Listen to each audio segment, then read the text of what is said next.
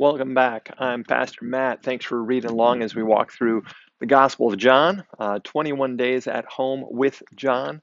We're in chapter 19, and we've reached that dark point of the Gospel, the chapter of the crucifixion. And it opens with Jesus still conversing with Pontius Pilate. We had some of that conversation already, and there's a little bit of back and forth in John's Gospel as we watch that play out. Pilate and the crowds, Pilate and Jesus. But there's a conversation that the two of them have about authority. And it really catches my attention because I think you could almost substitute the word control in the context there as to what Pontius Pilate and Jesus are actually talking about. Pilate claims he has authority to release Jesus, and Jesus counters that you wouldn't have any authority unless that authority had been given to you. And we see as we read the gospel what Jesus is talking about, and the fact that really it's Jesus, it's God who gives the authority, who gives the control, if you will, who has control. It's not Pilate who's in control in this setting. It's actually Jesus who's in control, which also bears to mind in our context as we deal with coronavirus and stay-in-place orders and sheltering at home and all those kind of things. Control seems out of our grasp. Um, I think because so often we think that we have control. We're a little bit like Pilate in that way. We really think that we have control over a lot of things that, in fact, we don't control, but our God controls. And if we do have control at times, if we do have authority in certain areas of our life, it's because we've been given that authority by the one who has ultimate authority. And so that kind of shines through in that conversation there. There's also maybe just a little bit of irony in some of Pilate's words before and after that conversation, where in verse, I think it's verse 5, where to the crowds he presents Jesus after he's been beaten up, and he looks pretty ugly at that point already, and he says, "Behold the man," and it's really kind of a mockery. Look, he's just a man. He's nothing special. In fact, he's a pretty weak man at this point. And then a little bit later, where is that in verse 14? He says he presents him, and he says, "Behold your king." And now he's not only mocking Jesus, he's mocking the people who brought him, actually. And then, but the response to that by some of the leaders that John records for us, where they say, "We have no king but Caesar." That's one of those moments where we read that and we go, "Wait, what did they just say? No king but Caesar? Like, I thought God was your king. I thought God was our king as followers of God, and now they claim allegiance to Caesar." And again, John just pointing out the irony of the situation and the fact that people don't get what's really happening. They're not looking with spiritual eyes, and so they miss it. Whether it's in a conversation with Jesus or here with Pilate, with religious leaders, all of that.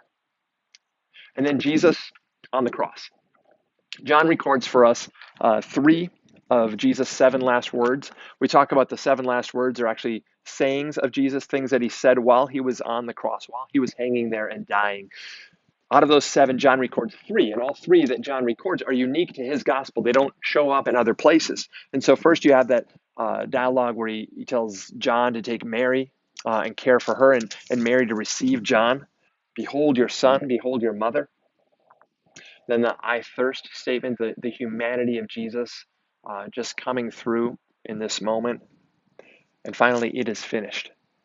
That declaration that all has been done that is needed. All that Jesus came to do is finished and is accomplished in that moment. And then John has some statements at the end as they're getting ready to take Jesus' body down off the cross. And Jesus is apparently already dead. And John makes a point of really spelling out the fact that he is dead because they stuck him with a spear and blood and water flowed out because his insides were already sort of giving away after so much time there. And he truly is dead. Nothing else happened. He didn't squirm. He didn't move. He didn't. This is the Son of God hanging dead on the cross. And John makes a point of saying, this had happened. I was really there. I saw it with my own eyes, because he's about to tell us what happens next. Because he's about to take us into chapter 20. And he's about to show us the culmination of God's plan. As everything's accomplished on the cross, it's not the end for Jesus, and it's not the end for you and I, and it's not the end for John's story.